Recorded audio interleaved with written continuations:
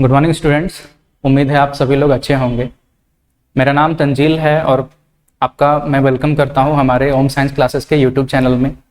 मैं आपका बायो का फैकल्टी हूं और बायो का सिलेबस में कंप्लीट कराऊंगा आपका। तो सबसे पहले बायो में हम लोग स्टार्ट करने वाले हैं 12th का सेकेंड यूनिट जिसका नाम है जेनेटिक्स। तो जेनेटिक्स क्या है, इसमें ह्यूमंस को कैसे बेनिफिट हो सकता है, इन सब चीज़ों के बारे में हम लोग यहाँ पे डील करने वाले हैं और कुछ हिस्टोरिकल डेटा के बारे में भी हम लोग डील करेंगे। लेकिन इस चैप्टर को पहले समझने के लिए हम लोग को इस चैप्टर से रिलेटेड कुछ टर्मिनोलॉजी को समझना पड़ेगा। अगर हम लोग टर्म्स समझे बिना ही इस चैप्टर को स्टार्ट करते हैं फिर हमारा ये चैप्टर अधूरा अधूरा सा फील होगा। तो उसके लिए अभी हम लोग सबसे पहले स्टार्ट करने वाले हैं बेसिक टर्मिनोलॉजी ऑफ जेनेटिक्स, जिसमें सबसे पहला हमारा टर्म खुद जेनेटिक्स होगा। तो आप लोगों के हिसाब से जेनेटिक्स क्या होना चाहिए या क्या हो सकता है? जेनेटिक्स में अगर हम लोग देखेंगे तो ये वर्ड में हमको दिख रहा है एक वर्ड जीन, ठीक है, जो आप लोगों ने कभी ना कभी तो जरूर सुना होगा और आप इसके बारे में जानते होंगे कि जीन जो है वही हमारे कैरेक्टर्स, मतलब हमारे शरीर में, हमारे बॉडी में जो भी खूबी है उन सबको कंट्रोल करने वाला है। तो जेनेटिक्स देखा जाए तो कहीं ना कहीं जेनेटिक्स स्टडी है जीन का, ठीक है। लेकिन जेनेटिक्स का पहले एक प्रॉपर डेफिनेशन हम लोग लिख लेते हैं। तो जेनेटिक्स को हम लोग डिफाइन करते हैं, it is the branch of biology which deals with the study of similarity and dissimilarity among the offsprings and the parents। मतलब क्या है, जैसे मान लेते हैं कि दो पेरेंट्स हैं, एक को हम लोग रिप्रेजेंट करते हैं P1 से, एक को हम लोग रिप्रेजेंट करते हैं P2 से। सपोज कोई एक मेल कोई एक फीमेल है, इसी को सपोज कर लेते हैं कि ये मेल है और इसको सपोज कर लेते हैं कि ये फीमेल है। अब ये दो पेरेंट्स जो हैं इनके कुछ ऑफस्प्रिंग्स होंगे, ऑफस्प्रिंग्स को रिप्रेजेंट कर देते हैं O1, O2, O3 and O4। तो जेनेटिक्स में हम लोग स्टडी करते हैं कि इनके आपस में, मतलब ये जो हमारे जो ऑफस्प्रिंग्स हैं इनके आपस में क्या समानताएं हैं, मीन्स क्या सिमिलैरिटीज हैं और क्या डिसिमिलैरिटीज हैं अमंग द ऑफस्प्रिंग्स। ये जो हमारा पेरेंट्स का जो चिल्ड्रंस होते हैं उनको हम लोग कहते हैं ऑफस्प्रिंग्स, या इसका एक दूसरा वर्ड भी है जो कहलाता है प्रोजेनी। या तो आप प्रोजेनी वर्ड यूज कर सकते हैं या तो आप ऑफस्प्रिंग वर्ड यूज कर सकते हैं, दोनों सेम है। तो जेनेटिक्स में हम लोग स्टडी करते हैं कि इन ऑफस्प्रिंग्स में आपस में क्या सिमिलैरिटीज है प्लस आपस में क्या डिसिमिलैरिटीज है, ठीक है। तो ये तो हो गया ऑफस्प्रिंग के अपने आपस में। फिर हम लोग इन ऑफस्प्रिंग का इन पेरेंट्स के साथ भी सिमिलैरिटी और डिसिमिलैरिटी स्टडी करते हैं। मीन्स अपने पेरेंट्स से ये कैसे सेम है, क्या क्या प्रॉपर्टीज इनमें सेम है और क्या क्या प्रॉपर्टीज इनमें पेरेंट्स और चिल्ड्रंस में अलग अलग है। तो जेनेटिक्स इसी के स्टडी को हम लोग कहते हैं। तो genetics is the study of similarity and dissimilarity among the offsprings and between their parents, इन्हीं को हम लोग कहते हैं जेनेटिक्स। अब अगर हम लोग ये पढ़ रहे हैं तो सिमिलैरिटी और सिमिलैरिटी हम लोग कुछ एस्पेक्ट्स में देखेंगे, ठीक है। अब डेफिनेटली उनका मार्क्स तो हम लोग नहीं चेक करेंगे, क्या मार्क्स में या पढ़ाई में कैसे थे वो लोग, ठीक है, कि इनके आपस में मार्क्स सेम आ रहे हैं कि नहीं आ रहे हैं, या अपने पेरेंट्स से मार्क्स तो कंपेयर नहीं करेंगे। यहाँ पे हम लोग जो कंपैरिजन करना चाहते हैं वो कोई मार्क्स या कोई अदर चीज से अदर रिलेटेड कंपैरिजन नहीं है। यहाँ पे हम लोग कंपेयर करना चाहते हैं उनके कैरेक्टर्स को। कैरेक्टर्स का मतलब फिजिकल कैरेक्टर्स, मीन्स उनके बॉडी में क्या क्या कैरेक्टर्स हैं, उनके बॉडी के क्या क्या डिफरेंसेस हैं, ठीक है।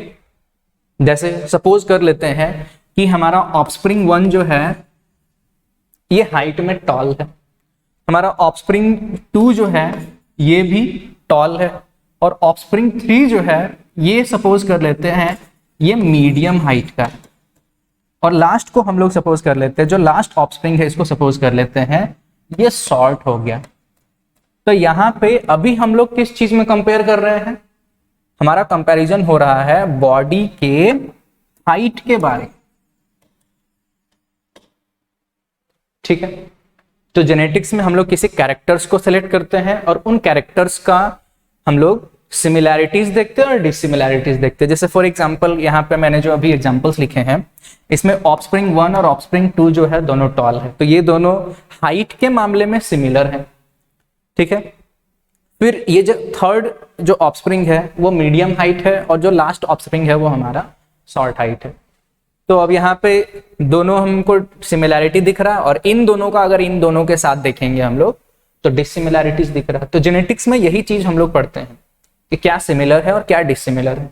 फिर अगर इन्हीं को हम इनके पेरेंट्स से कंपेयर करेंगे तो वो भी जेनेटिक्स का ही हिस्सा होगा। जैसे सपोज कर लेते हैं कि ये पेरेंट्स में ये जो फादर हैं ये टॉल हाइट के हैं और ये जो मदर हैं ये मीडियम हाइट की, ठीक है। अब अगर हम लोग इनको इनसे कंपेयर करेंगे, ऑफस्प्रिंग्स को पेरेंट्स से कंपेयर करेंगे, तो ऑफस्प्रिंग दोनों टॉल, ये किनसे सिमिलर खा रहे हैं, किनसे सिमिलैरिटी मिल रहा है इनका, तो इनका सिमिलैरिटी मिल रहा है इनके फादर से। फिर अगर इस मीडियम हाइट को अगर हम लोग देखेंगे तो इसका सिमिलैरिटी मिल रहा है इसके मदर से। और ये जो शॉर्ट चाइल्ड है ये हर मामले में हर तरह से डिसिमिलर, हर लोगों से डिसिमिलर है।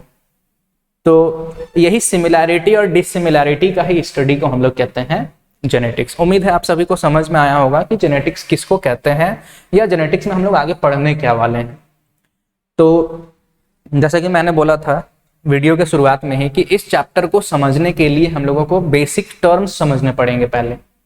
बिना बेसिक टर्म्स समझे हुए अगर हम लोग आगे जाएंगे तो फिर चैप्टर में कंफ्यूजन बहुत होने लगेगा, ठीक है। तो इसीलिए अभी हमारा पहला जो एम है वो इस चैप्टर के न्यू टर्म्स को क्लियर करना है, ठीक है।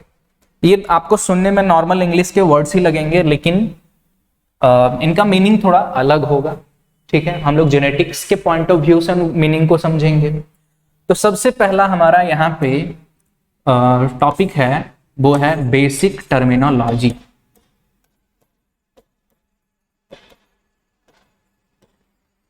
फॉर जेनेटिक्स तो फर्स्ट टर्म जो मैं डिफाइन करने वाला हूं वो है हमारा कैरेक्टर।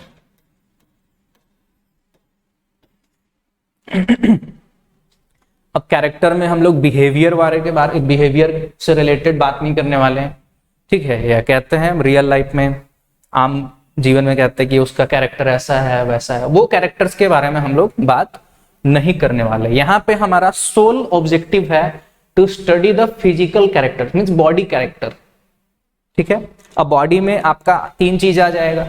पहला मॉर्फोलॉजिकल कैरेक्टर हो सकता है, दूसरा एनाटॉमिकल कैरेक्टर हो सकता है, और तीसरा फिजियोलॉजिकल कैरेक्टर हो सकता है। कि मॉर्फोलॉजी, एनाटॉमी और फिजियोलॉजी किसको कहते हैं, तो मॉर्फोलॉजी हमारा कहता है अगर किसी ऑर्गन या किसी भी चीज का हम लोग एक्सटर्नल स्टडी करेंगे, एक्सटर्नल स्ट्रक्चर का स्टडी करेंगे तो वो कहलाता है हमारा मॉर्फोलॉजी।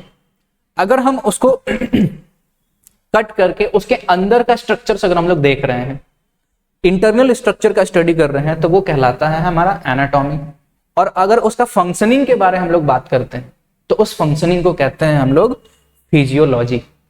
तो external structure morphology, internal structure anatomy, और उसका फंक्शनिंग के बारे में बात करेंगे तो फिजियोलॉजी हो जाएगा।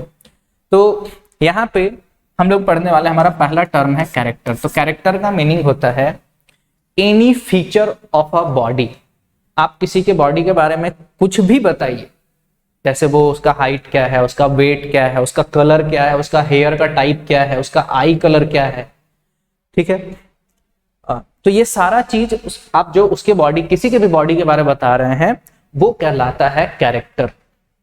अगर हम लोग प्लांट्स में चले जाएं तो प्लांट का लीफ का कलर क्या है, लीफ का स्ट्रक्चर क्या है, लीफ में वेन्स है कि नहीं। आप लोग 11th में पढ़े होंगे, लीफ का अलग अलग स्ट्रक्चर्स होता है, अलग अलग टाइप के लीव्स होते हैं, पिनेट लीव्स होते हैं, पाल्मेट लीव्स होते हैं, ठीक है। तो प्लांट में अगर हम लोग चले जाएंगे तो प्लांट के बारे में आप जो भी बताइए, चाहे आप उसका स्टेम हाइट बताइए, चाहे आप उसका फ्लावर कलर बताइए, चाहे आप उसका फ्लावर पोजीशन के बारे में बताइए, ठीक है। तो ये सारा describable feature of any living body is called character.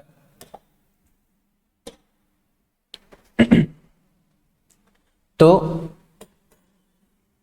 Character क्या है हमारा?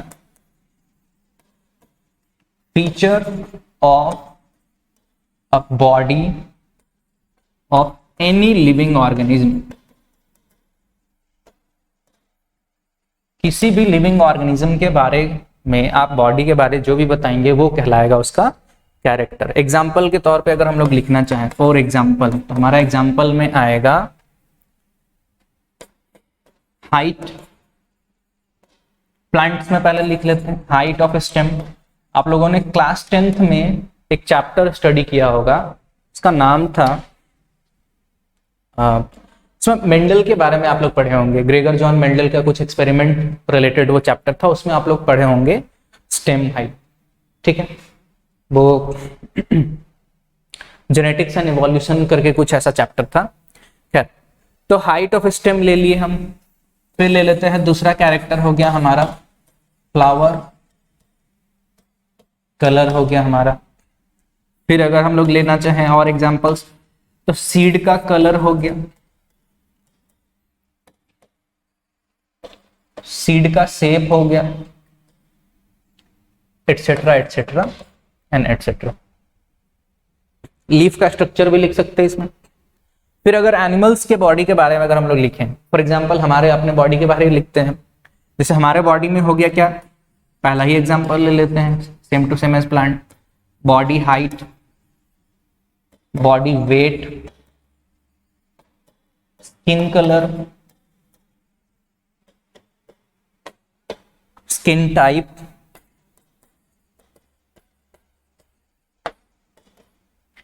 हेयर टाइप हो गया हमारा, हेयर कलर हो गया हमारा। तो ये सारे जितने भी एग्जांपल्स यहाँ पे लिखे गए हैं, ये सारे के सारे कहलाते हैं कैरेक्टर्स। अच्छा, मैंने जो भी एग्जांपल्स लिखा वो तो एक्सटर्नल फीचर हो गया ना। अगर कुछ इंटरनल कैरेक्टर के बारे में हम लोग लिखें तो इंटरनल में हो सकता है हमारा, जैसे फॉर एग्जांपल ब्लड ग्रुप, ये भी हमारा क्या है, कैरेक्टर है, ठीक है, एटसेट्रा एटसेट्रा। और भी बहुत सारे कैरेक्टर्स हैं जिनको हमको आगे पढ़ने को मिलेगा, हम लोग आगे अच्छे से डील करेंगे इन कैरेक्टर्स के बारे में। तो ये था हमारा पहला टर्म। उम्मीद है आप सभी लोग को कैरेक्टर क्या है ये समझ में आ गया होगा। अब हमारा जो दूसरा टर्म है कैरेक्टर के बाद, वो है ट्रेट। ट्रेट वर्ड आप पहली बार सुन रहे होंगे, पहली बार डील कर रहे होंगे, लेकिन कोई दिक्कत नहीं, हम लोग समझ लेते हैं ट्रेट क्या होता है। अब जैसे हमने कैरेक्टर्स का बात किया, फॉर एग्जांपल हम ले लेते हैं प्लांट का स्टेम हाइट ही ले लेते हैं। तो स्टेम हाइट हमारा कैरेक्टर है, लेकिन क्या जितने भी प्लांट्स हैं, फॉर एग्जांपल पी प्लांट ले लेते हैं, आपने 10th क्लास में पी प्लांट के बारे में पढ़ा है। मटर का जो पौधा होता है उसका स्टेम दो तरह का होता है, एक टॉल और दूसरा ड्वार्फ या शॉर्ट कहा करता था आप लोग। तो स्टेम हाइट तो हमारा कैरेक्टर है, it is our character of pea plant, ठीक है। लेकिन क्या पी प्लांट के सारे स्टेम एक जैसे होते हैं? क्या सारा का सारा पी प्लांट जो है खेत में एकदम टॉल होता है, या सारा का सारा प्लांट एकदम सेम हाइट का होता है? तो ऐसा नहीं है, उनमें वेरिएशंस देखने को हम लोग को मिलता है। तो ट्रेट हम लोग कहते हैं वेराइटीज ऑफ कैरेक्टर्स को, एक ही कैरेक्टर का जो अलग अलग वेराइटी होगा, इसको हम लोग कहते हैं ट्रेट्स। जैसे फॉर एग्जांपल स्टेम हाइट अगर हम लोग ले लेते हैं, स्टेम हाइट में दो तरह का हमको वेरिएशन देखने को मिलता है। एक स्टेम हाइट होता था टॉल और एक स्टेम हाइट होता था ड्वार्फ। तो हमारा यहाँ पे टॉल और ड्वार्फ ये सेम कैरेक्टर का वेराइटीज है, these are the varieties of same character. तो इन्हीं वेराइटीज को हम लोग कहते हैं ट्रेट्स। ट्रेट कुछ नहीं, बस कैरेक्टर का अलग अलग वेराइटी है। मीन्स अगर स्पेसिफिक कैरेक्टर के बारे में बात करेंगे, कैरेक्टर का कोई एक खास फीचर के हम लोग बारे बात करेंगे, तो उस फीचर को, उसी कैरेक्टर के अलग अलग फीचर्स को हम लोग कहेंगे ट्रेट। जैसे एग्जाम्पल के तौर पे मैंने लिखा है पहला स्टेम हाइट, और स्टेम हाइट कैरेक्टर है, लेकिन इनके जो वेराइटीज हैं ये हैं हमारे ट्रेड्स। ठीक है, कुछ और एग्जांपल्स अगर हम लोग लिखें यहाँ पे, इधर हम कैरेक्टर कर देते हैं, इधर हम ट्रेड कर देते हैं। तो पहला है, इसी को लिख लेते हैं, स्टेम हाइट। स्टेम हाइट एक कैरेक्टर है, तो इसका अलग अलग वेराइटीज, टॉल, ड्वार्फ, ये सारे इसके वेराइटीज हैं, ये ट्रेड्स कहलाएंगे। फिर अगर हम लोग फ्लावर कलर के बारे में बात करें, अब पी प्लांट नहीं, आप किसी भी प्लांट के बारे में बात कर लीजिए, तो क्या सारे फ्लावर एक ही प्लांट में सारे फ्लावर एक जैसे होते हैं? नहीं, किसी किसी में सेम होता है, किसी किसी में एकदम अलग अलग टाइप का होता है। जैसे पी प्लांट के अगर हम लोग फिर से बात करें, तो पी प्लांट में फ्लावर कलर हमको दो टाइप का मिलता है, एक होता है हमारा वायलेट और दूसरा होता है व्हाइट। तो वायलेट और व्हाइट जो है ये दो एक ही कैरेक्टर के अलग अलग स्वरूप हैं, एक ही कैरेक्टर के अलग अलग फॉर्म्स हैं। तो इन फॉर्म्स को हम लोग बोलते हैं ट्रेट। एग्जाम्पल के तौर पे अगर हम लोग अपने ही ह्यूमन बॉडी का अगर कोई एग्जाम्पल ले लें, तो हेयर टाइप ले लेते हैं। ह्यूमन बींग्स में क्या सबके हेयर टाइप सेम होते हैं? हेयर टाइप एक कैरेक्टर है, लेकिन क्या दुनिया में जितने भी ह्यूमन बींग्स हैं सबके हेयर एक जैसे हैं? बिल्कुल नहीं। तो यहाँ पे हेयर टाइप का जो वैरायटी होगा वो है हमारा पहला वैरायटी कर्ली हेयर। कुछ लोगों के बाल जो है कर्ली होते हैं, कुछ लोगों के स्ट्रेट होते हैं। तो जैसा हम लोग देख रहे हैं, हेयर टाइप एक कैरेक्टर है, लेकिन इस कैरेक्टर का जो दो वैरायटी है इनको हम लोग बोलेंगे ट्रेट्स। फिर और अगर एग्जाम्पल ले हम लोग अपने बॉडी के बारे में, तो एग्जाम्पल है हमारा blood group. Blood group is a character, लेकिन क्या दुनिया में जितने भी ह्यूमन बींग्स है सबका ब्लड ग्रुप सेम है? बिल्कुल नहीं, सबका अलग अलग होता है। अगर अलग अलग हम लोग देखें तो जो most common blood group system है उसको हम लोग कहते हैं एबीओ ब्लड ग्रुप सिस्टम। और एबीओ ब्लड ग्रुप सिस्टम में हमको 4 फॉर्म्स मिलते हैं ब्लड ग्रुप के।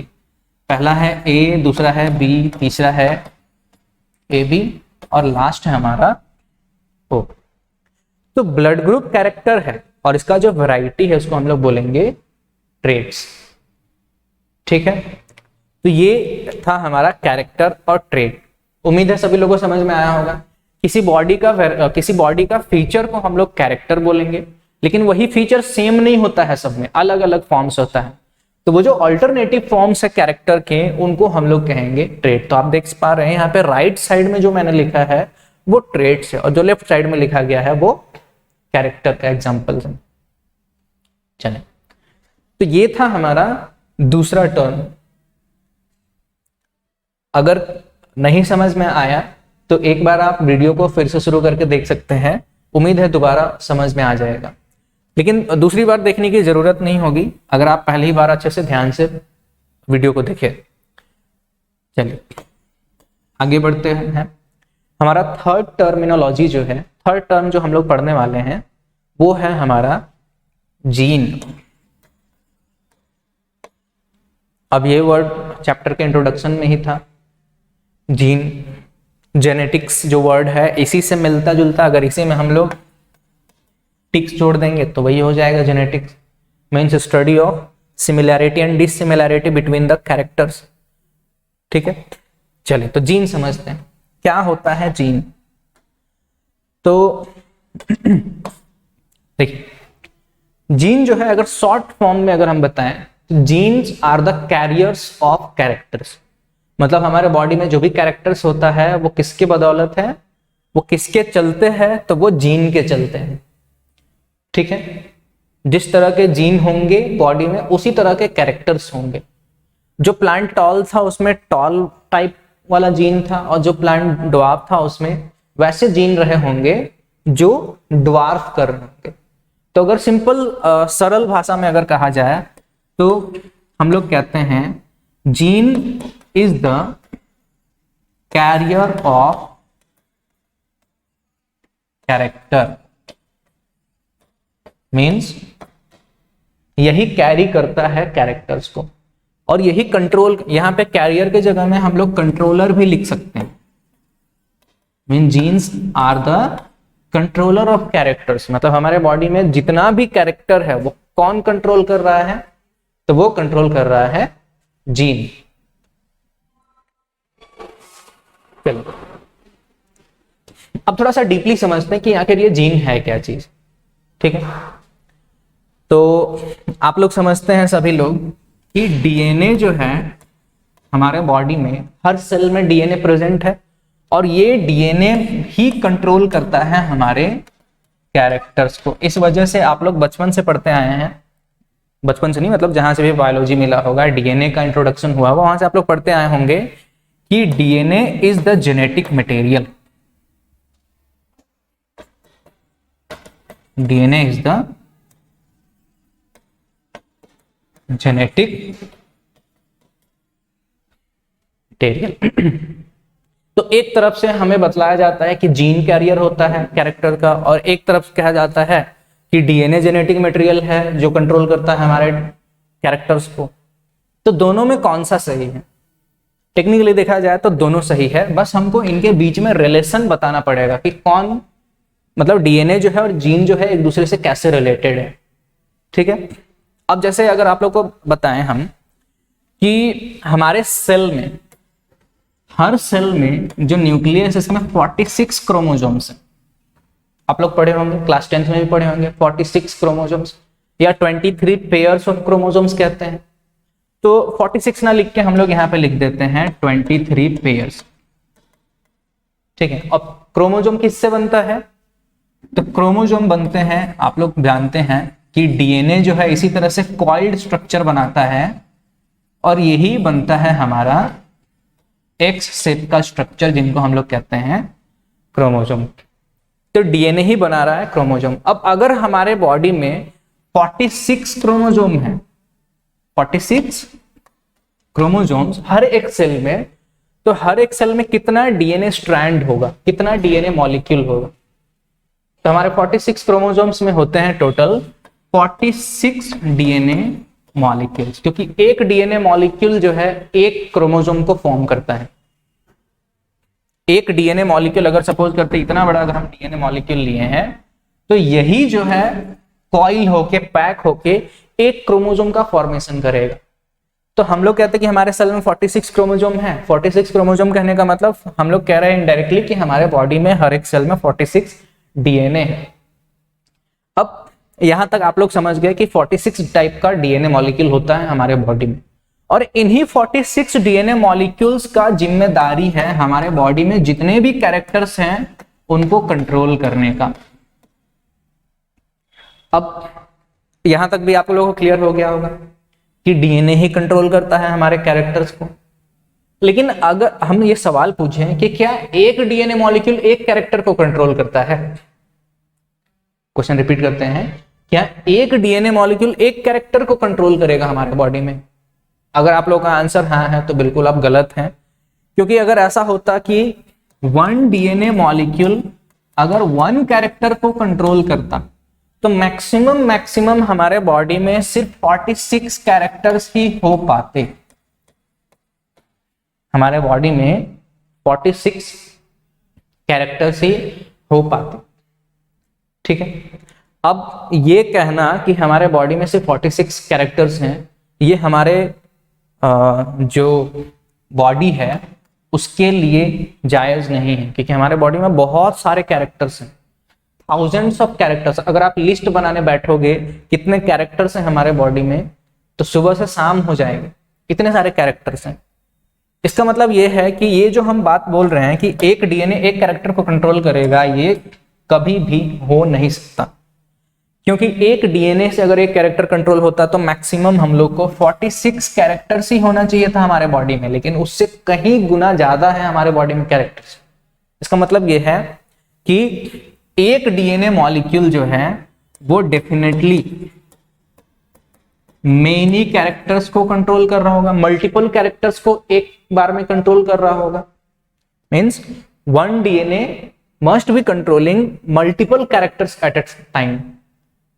अब सपोज कर लेते हैं कि यहां पे ये एक डीएनए है और इस डीएनए को जिम्मेदारी दिया गया है कम से कम, एग्जाम्पल के तौर पर ले लेते हैं, 10 कैरेक्टर्स को कंट्रोल करने का।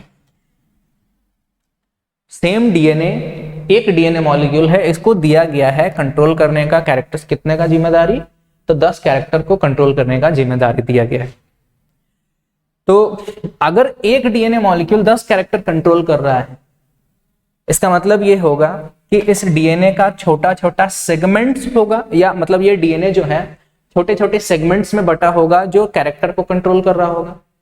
एज ए होल मतलब पूरा यहां से लेकर यहां तक यही पूरा डीएनए, सेम डीएनए अलग अलग टाइम पे अलग अलग कैरेक्टर्स नहीं कंट्रोल कर रहा होगा। Good afternoon sir. तो मेरा क्वेश्चन था कि क्या एक डीएनए एक बार में एक ही कैरेक्टर कंट्रोल कर रहा होगा, तो नहीं, एक डीएनए कम से कम सैकड़ों कैरेक्टर्स कंट्रोल करता है। तो एग्जाम्पल के तौर पे अगर हम लोग लें यहाँ पे कि एक डीएनए है जो एक बार में 10 कैरेक्टर को कंट्रोल कर रहा है, तो ये कैसे पॉसिबल है? ये तभी पॉसिबल है जब इस डीएनए का अलग अलग सेगमेंट्स बटा हुआ हो। ये डीएनए का अलग अलग सेगमेंट्स एटलीस्ट 10 सेक्शंस में बटा हुआ हो जो हमारे 10 कैरेक्टर्स को कंट्रोल कर रहा होगा। जैसे फॉर एग्जांपल यहाँ पे देखते हैं 1 2 3 4 5 6 7 8 9 एंड 10, ये एग्जैक्टली 10 सेगमेंट्स हैं। अब इसमें से हर सेक्शन जो है डीएनए का, हर सेक्शन अलग अलग कैरेक्टर्स को कंट्रोल करेगा। Let's say for an example ये सेक्शन जो है ये हमारा बॉडी का हेयर टाइप को कंट्रोल कर रहा है। हेयर टाइप हमारा एक क्या था? कैरेक्टर था। तो ये छोटा सा सेगमेंट जो एक खास कैरेक्टर को कंट्रोल करने लग रहा है, इसी छोटे से सेगमेंट को हम लोग नाम देते हैं जीन। मतलब आप लोग जो सुनते थे बचपन से कि जीन कैरेक्टर्स को कंट्रोल करता है और डीएनए कैरेक्टर को कंट्रोल करता है, तो कंफ्यूजन क्रिएट होता होगा कि आखिर कौन कंट्रोल कर रहा है। अब क्लियर हो गया होगा आप लोग का कि पूरा डीएनए में कई सारे छोटे छोटे सेगमेंट्स होते हैं जो कैरेक्टर्स को कंट्रोल करते हैं। उन्हीं छोटे छोटे सेगमेंट्स का नाम दिया जाता है जीन।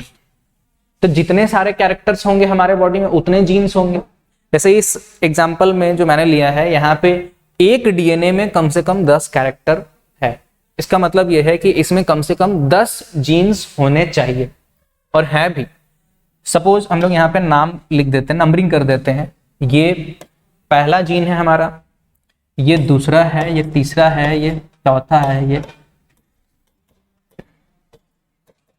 ये हो गए हमारे टोटल 10 जीन्स। तो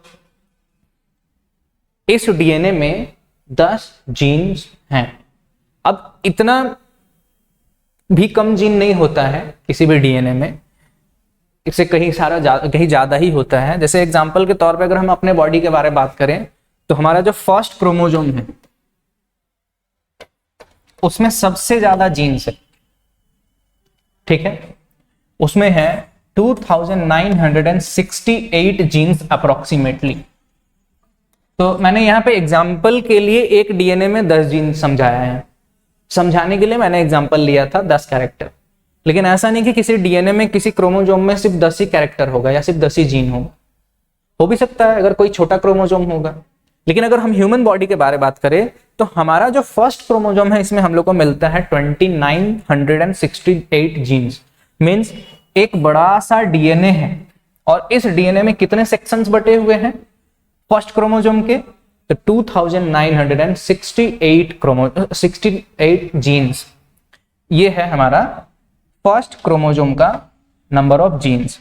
अब अगर हमारा सबसे छोटा क्रोमोसोम के बारे में अगर हम लोग बात करें, तो हमारा सबसे छोटा क्रोमोसोम है वाई क्रोमोसोम। आप लोग 10th क्लास में पढ़े होंगे एक्स क्रोमोसोम और वाई क्रोमोसोम। लास्ट पेयर वाले क्रोमोसोम को एक्स और वाई कहते हैं हम लोग। तो हमारा वाई क्रोमोसोम जो है, इसमें सबसे कम जीन होता है ह्यूमन बॉडी में, उसका संख्या है 231 जीन्स। मतलब क्या है? अगर वाई क्रोमोसोम, सपोज ये वाई क्रोमोसोम है, अगर इसमें जो डीएनए है इसको हम लोग निकालते हैं इस तरह से, तो इसमें कितने सेक्शंस बटे होंगे? तो वो सेक्शंस का नंबर होगा, मतलब कितने जीन्स होंगे तो उनका नंबर होगा 231। तो ये था हमारा आज का क्लास। उम्मीद है आप लोग को समझ में आया होगा जितना भी टर्म्स हम लोग पढ़े हैं। अगर नहीं समझ में आता तो इन टर्म्स को आप एक बार फिर से रिपीट कीजिए। तो आज हम लोगों ने पढ़ा कि जेनेटिक्स क्या है, फिर हमने स्टार्ट किया टर्मिनोलॉजी क्या है, बेसिक टर्मिनोलॉजी इस चैप्टर को समझने के लिए। अभी सारे टर्म्स हम लोग नहीं समझे हैं, सारा टर्म्स हम लोग समझेंगे नेक्स्ट वीडियो में। उम्मीद है बाकी टर्म्स में कवर करूंगा। तो पहला टर्म था हमारा कैरेक्टर, दूसरा टर्म था हमारा ट्रेड्स, और तीसरा टर्म था हमारा जीन, जिसको अभी हम लोग समझ रहे थे। ठीक है, तो आज के लिए हम लोग यहीं पे वीडियो को समाप्त करते हैं।